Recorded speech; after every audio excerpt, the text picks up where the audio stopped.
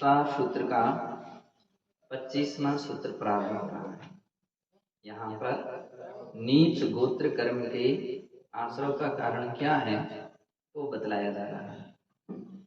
परात्म निंदा प्रशंसे सादसद गुणोच्छादनोद्भावने च नीचैर्गोत्रस्य परात्म निंदा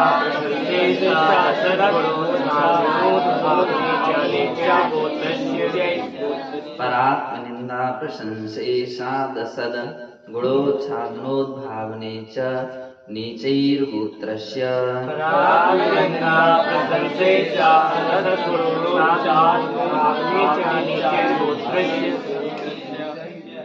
इस प्रकार से अपन को एक बोर्ड पर लिखें पर और आत्मा, और यहाँ पर लिखें सद और यहाँ लिखें असद। यहाँ गुणोच्छादन, यहाँ गुणोद्भावन, तो पूरा आराम से सही अर्थ हो जाएगा। पर की निंदा करना, क्या दूसरे की निंदा करना और उनके सद्गुणों का आच्छादन कर देना।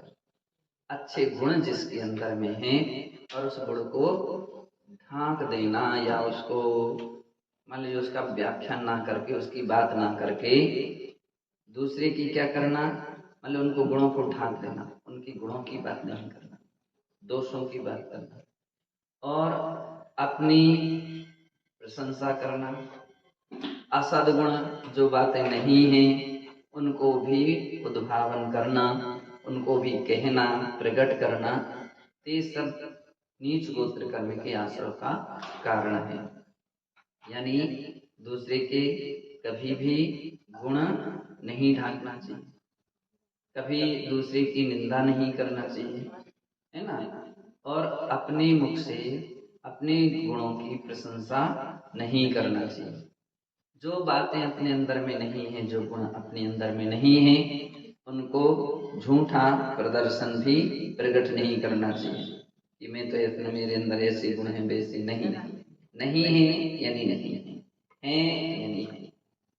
तो इस प्रकार से अगर जो व्यक्ति ऐसा करता है कि दूसरे के गुणों की निंदा करता है और सच्चे गुणों को ढांक देता है, तो कहते हैं इससे नीच गोत्र कर्म का आश्रय होता है। अपने मुख से अपनी प्रशंसा करना और असद गुणों को, जो गुण नहीं है उसको बतलाना, ये भी नीच गोत्र कर्म के आश्रय का कारण है। तद विपर्यो नीचैर्वृत्तनुस्सेगोचोत्तरस्य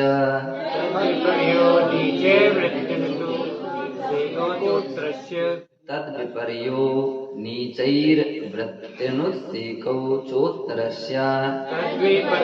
नीचैर्वृत्तनुस्सेगोचोत्तरस्य। अब इससे विपरीत, अर्थात आचार्य महाराज कहते दूसरे की निंदा नहीं करना और उसके अच्छे गुणों को ढांकना नहीं, जो है वो है। इस प्रकार से ये उच्च गोत्र कर्म के आश्रय का कारण है। अपने मुख से अपनी प्रशंसा नहीं करना और झूठे या गलत गुण नहीं है तो उन गुणों को प्रकट नहीं करना, स्वीकार करना कि हाँ मेरे अंदर में गुण नहीं है। अगर नहीं है तो स्वीकार करो, नहीं।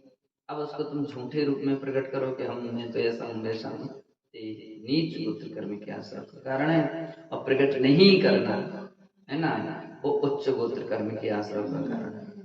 तथा नीचैर्वृत्तनुस्सेको, नीचैर्वृत्ति, नीचैर्वृत्ति का अर्थ होता है नम्रता पूर्वक व्यवहार रखना, नम्रता रखना। अनुत्सेक यानी उद्दंडता नहीं करना, है ना। तो जो उद्दंडता नहीं, कोई मर्यादा विहीन हो जाती है व्यक्ति, कर्तव्य विहीन हो जाना, तो ये उद्दंडता हो गई। और अभिमान, झुकना नहीं, ये हो जाता है अभिमान। बोले कि अपने से ज्येष्ठ, अपने से पूज्य पुरुषों के प्रति और सभी के प्रति नम्रता, तो सभी के प्रति लघुता रखना चाहिए। और अनुसेक यानी उद्दंडता नहीं करना, मनमानी प्रवृत्तियां, मर्यादा विहीनता नहीं रखना, तो ये उच्च गोत्र कर्म के आश्रव का कारण है।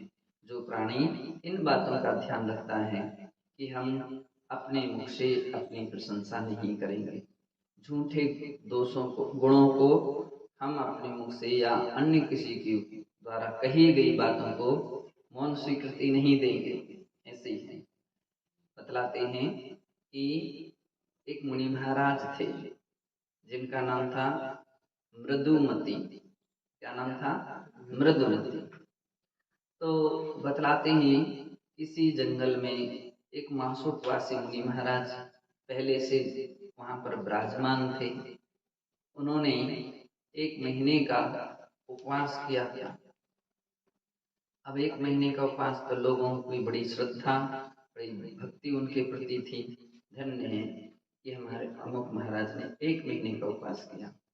योग ऐसा आया कि जब उनका जो उपवास पूरा हुआ, महाराज वहां से विहार करके दूसरी जगह चले गए और उसी मौके पर दूसरे मुनि महाराज वहां आ गए। तो जो आए उनका नाम था मृदुमती। तो अब लोग तो नहीं समझ पाए कि ये वही हैं, चेहरा मिलता जुलता होगा जैसा भी हो, तो लोग यही समझे कि यही 1 महीना वाले, जबकि उन्होंने 1 महीने का उपवास नहीं किया था। तो लोग धन्य है महाराज, आपने महीनों का उपवास किया, मासोपवासी है, महातपस्वी, महा आदि शांति से, है ना, सुनते रहे। और उस बात की उन्होंने छिपा करके रखा कि मैं तपस्वी नहीं था, मैंने 1 महीने का उपवास नहीं किया। तो बोले इस प्रकार की असद जो सदगुण था, मतलब अपने असद गुण थे, अपन ने उपवास नहीं किया था, कहना चाहिए था कि नहीं मैंने 1 महीने का उपवास नहीं किया, मैं वो मुनि महाराज दूसरे थे, या मान लीजिए मैंने उपवास नहीं किया, तो ये कहना चाहिए था, नहीं कहा। तो ले परिणाम के गुण स्थान गिर गया, छल कहलाने लगा और छल कपट से उनको त्र्यंचायु का बंध हो गया।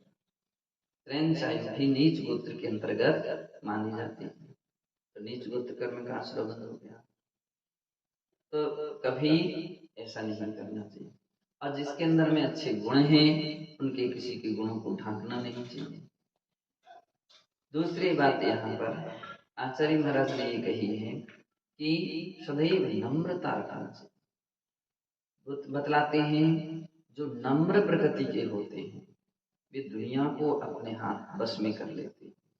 नम्रता से दुनिया को जीता जा सकता है, लेकिन उद्दंडता से नहीं जीता जा सकता। तो सदैव नम्रता रखना चाहिए। तो ये बात उच्च गोत्र कर्म के आश्रय के भी कारण है। अब अंतराय कर्म के आश्रय का कारण क्या है? विघ्नकरण मंत्रायस्य, विघ्नकरण मंत्रायस्य, बोले दूसरे के लिए विघ्न करना। किन किन बातों में? दान में विघ्न करना, इससे दानांतराय कर्म का आश्रय होता है। दान लाभ में विघ्न करना, तो लाभांतराय कर्म का आश्रय होता है। दान लाभ भोग, उसके भोग सामग्री का विषय में विघ्न करना, तो भोगांतराय और भोगांतराय। शक्ति में विघ्न करना वीर्यांतराय कर्म के आश्रय का कारण है। अब दानांतराय, दानांतराय कर्म का अर्थ क्या है कि कोई आहार दे रहा है, उनको मत दो, आहार मत दो, तो ये विघ्न हो गया। तो आहार देने के लिए मना कर देना। अब इसके विषय में 2 बातें अपन को ध्यान में रखना चाहिए। एक तो विघ्न की भावना से उसके लिए मना कर रहा है, और एक व्यवस्थाएं, संघ की मर्यादाएं भी होती हैं, संघ की व्यवस्थाएं भी होती हैं।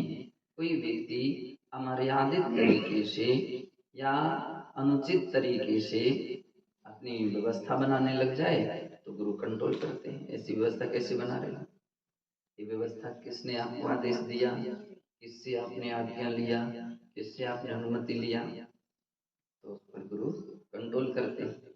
तो उनका यूं कहें दान में विघ्न करने का उद्देश्य नहीं है, लेकिन व्यवस्था तो अनुशासन है ना, संघ के अनुशासन है। हर व्यक्ति ऐसी व्यवस्था अपनी अपनी व्यवस्था बनाने लग जाए व्यवस्था बिगड़ जाएगी, सिस्टम बिगड़ जाएगा। कल के आज कुछ नहीं कहेगा, दूसरे दिन 2-4 दिन जब सभी ऐसा करने लग जाएंगे तो लोग आलोचना कर लेंगे। यहाँ तो सब अपने अपनी ओर खींच रहे हैं लोगों को, तो हमारे साथ आइयो, तो हमारे साथ आइयो, तो हमारे साथ आइयो, आपस में खींचातानी शुरू हो जाएगी। तो गुरु इसके लिए कंट्रोल करते हैं कि नहीं, कहीं किसी को जाना है तो हमारे पूछ करके जाइए, आज्ञा लेकर के जाइए, अथवा वे स्वयं, आज इनके ऐसे अंतराय हो गया, आज इनके उपवास हो गया। अभी हम लोगों ने एक और सिस्टम बनाया संघ का, जिनके लगातार 2 उपवास हों, जिनके लगातार 2 अंतराय हों, शुरू के हों किसी, तो उनके लिए कोई ना कोई अपन श्रावक महाराज भैया हो, श्रावक हो, तो महाराजों के लिए उनके साथ में भेजा जा सकता है, उसके लिए व्यवस्था दी जा सकती है कि जाओ आप उनके को, जो लोग इच्छुक रहते हैं कि हम आहार देना चाहते हैं, ठीक है, आप उनके साथ जाओ। कोई माताजियों के ऐसे प्रसंग हो तो ऐसी बहनों को, बच्चियों को, महिलाओं को कि भाई ठीक है आप जाओ उनके साथ। तो ये व्यवस्थाएं हैं, तो व्यवस्थाएं हैं संघ की, क्या है, अनुशासित बनाने के लिए व्यवस्थाएं हैं। अगर ये व्यवस्था न रहेगी तो सभी सिस्टम ही बिगड़ जाएगा। एक जैसे लोग मिल गए तो भाई हमारे साथ चलना, तो बोले नहीं तो हमारे साथ चलना, बोले नहीं तो हमारे साथ, व्यक्ति परेशान हो जाए। तो ये बिगने नहीं है, ये व्यवस्था है। लेकिन बिगने का अर्थ क्या है कि ईर्षा बसात या किसी का विरोध के बसात जाने ही नहीं, देने ही नहीं, तो ये अंतराय है, दान अंतराय। लाभांतराय, कोई लेना चाहता है और बतलाते हैं ले ना पाए, तो लेने वाले को ब्रेक लगा दिया, तुम व्यक्ति से आहार नहीं ले सकते हो, उनसे आहार नहीं ले सकते हो। तो अब 2 प्रकार की इसमें भी व्यवस्थाएं हैं। एक हमारी मर्यादाएं हैं। कल्पना कर लीजिए, किसी व्यक्ति ने विजातीय विवाह कर लिया, किसी ने विधवा विवाह कर लिया, किसी ने और भी ऐसा कोई अंग भंग है, हीनाधिक अंग है, तो अपन कहते नहीं हम आहार नहीं ले सकते अमुक व्यक्ति से। तो इसका मतलब क्या, हम किसी के लाभ में विघ्न नहीं कर रहे हैं, लेकिन हमारे संघ की या गुरु की या शास्त्र की एक मर्यादा है, तो उस मर्यादा का पालन कर रहे हैं और अपने संघ के लोगों को पालन कराते हैं कि नहीं ये अपने संघ की पद्धतियां हैं, ये अपने संघ की सिस्टम है, तो इसका ध्यान रखना चाहिए। तो जो आज्ञाशील होते हैं तो वो तो गुरु आज्ञा का पालन कर लेते हैं। बहुत सारे लोग ऐसे भी रहते हैं आज्ञाशील नहीं रहते। अब आज्ञाशील जो नहीं रहते उनके लिए तो कोई विधि विधान है ही नहीं, सिस्टम आज्ञाशील व्यक्तियों को रहता है। तो बोले लाभांतराय कर्म का अनावश्यक किसी के लाभ में विघ्न डाल देना बैर विरोध के कारण से, तो आचार्य कहते तो लाभांतराय, उससे लाभ में अंतराय है, ये लाभांतराय कर्म के आश्रय का कारण। भोग, एक बार उपयोग में आने वाली वस्तु का नाम है भोग। जैसे आपने तेल लगाया शरीर में, अब जो लगाया है अब दोबारा तो नहीं लगा सकते, ये भोग है। भोजन किया, तो इसको लिए क्या करते हैं, भोजन किया, ये भोग हो गया। अब जो भोजन किया है बस कर लिया, अब उसको दोबारा नहीं किया जा सकता, ये भोग है। तो इस प्रकार की सामग्री में या इस प्रकार के कार्य में विघ्न डालना भोगांतराय है। उपभोग, जो बार बार यूज आने वाली सामग्री वो उपभोग कहलाती है। जैसे वस्त्र, आपने जो कल शर्ट पहनी थी आज भी पहन लेते हो, धोने के बाद में भी पहन लेते हो, बार बार यूज आ रही है। जो पेन, जो कॉपी, जो बैठने की सिंहासन, कुर्सी, चटाई आदि आदि बर्तन हैं, तो ये सब क्या है, ये बार बार उपयोग में आने वाली सामग्री, तो इसको उपभोग कहते हैं। तो उस उपभोग सामग्री में विघ्न डालना उपभोगांतराय कर्म का आश्रय का कारण है। वीर्यांतराय कर्म के आश्रय का कारण, तो दूसरे की शक्ति को छीण कर देना, दूसरे की शक्ति को मान लीजिए उसमें शक्ति में विघ्न डालना, तो अब कैसे विघ्न डाला जा सकता है? तो कल्पना कर लीजिए कि किसी के लिए लंघन करा दिया, भोजन ही टाइम पर नहीं दिया, सही मात्रा में उसको टाइम पर भोजन नहीं दिया, तो ओवर काम करा लिया, तो जिससे उसकी कमजोरी आ जाए। बतलाते हैं कि जो हाथी वगैरह पकड़ने वाले होते हैं तो क्या करते हैं, ऐसे एक गड्ढा कर लेते हैं और गड्ढा करने के उपरांत ऊपर से लकड़ी, हल्की फुल्की लकड़ियां लगा देते हैं। अब उसके ऊपर हथनी वगैरह रख देते हैं कागज की। अब वहां से कोई हाथी और उस साइड में जाएगा तो उसको हाथी तो यही समझता है घास लगी है, यहाँ पर रास्ता है, तो मदोन्मत्त होता है, तो सीधा का सीधा जाता है गड्ढे में गिर जाता है। अब वो लोग उस हाथी के लिए कई दिनों तक भूखा रखेंगे, जब तक वो कमजोर ना हो जाए। बहुत कमजोर जब हो जाएगा फिर धीरे धीरे देना शुरू करेंगे। तो अब वो कमजोर हो गया तो पहली बात तो अब उसके अंदर में वो ताकत नहीं रही। दूसरा है थोड़ा थोड़ा देना शुरू करेंगे, और जब थोड़ा थोड़ा देना शुरू करेंगे तो हाथी भोजन के लिए तो धीरे धीरे उससे वो मित्रता बना लेता है और हाथ पकड़ने लग जाएंगे, हाथ लगाने लग जाएंगे, धीरे धीरे उसके ऊपर बैठने लग जाएंगे, उसको पूरे अपने हाथ में कंट्रोल में कर लेते हैं, बस में कर लेते हैं। तो उसकी शक्ति को छीन कर दिया था, कमजोर कर दिया था। ते वीर्यान्तराय कर्म का आश्रव का कारण है। तो ऐसा जानना चाहिए। इस प्रकार से छठवां अध्याय पूरा हुआ। ओम नमः सिद्धि।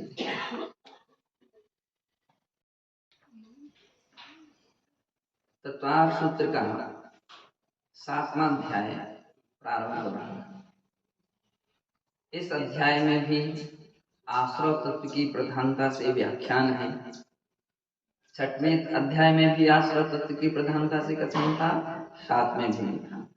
अंतर यह है 6ठे अध्याय में कर्म और अशुभ कर्म के आश्रव का कारण बतलाया गया था। 7वां अध्याय शुभ कर्म के आश्रव का कारण बतलाते हैं। पूरा व्याख्यान इसमें शुभाश्रव का है। तो सबसे पहले सूत्र प्रारंभ हो रहा है, हिंसामृतस्तेया ब्रह्म परिग्रहेभ्यो रतिर्व्रतम्। हिंसामृतस्तेया ब्रह्म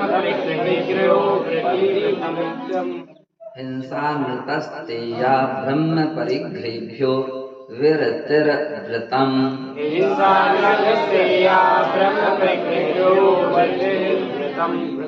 तो वृत्तिर्व्रतम् यहाँ पर कहना चाहते हैं आचार्य महाराज कि हिंसा एक पाप है, झूठ एक दूसरा पाप है, चोरी स्त्री कहो या चोरी कहो एक तीसरा पाप है, और अभ्रम कहो या कुशील कहो ये चौथा पाप है, परिग्रह ये 5वां पाप है। इन 5 पापों से वृत्तिर अर्थात व्रत होना, व्रतम इसे क्या कहते हैं, व्रत कहते हैं। सीधा अर्थ हो गया कि 5 पापों से वृत्ति का नाम व्रत है। बहुत सारे लोग इच्छुक रहते हैं, पूछना चाहते हैं, जानना चाहते हैं व्रत किसे कहते हैं महाराज, व्रत किसे कहते हैं। तो 5 पापों से वृत्ति का नाम क्या है, व्रत है, ऐसा जानना चाहिए।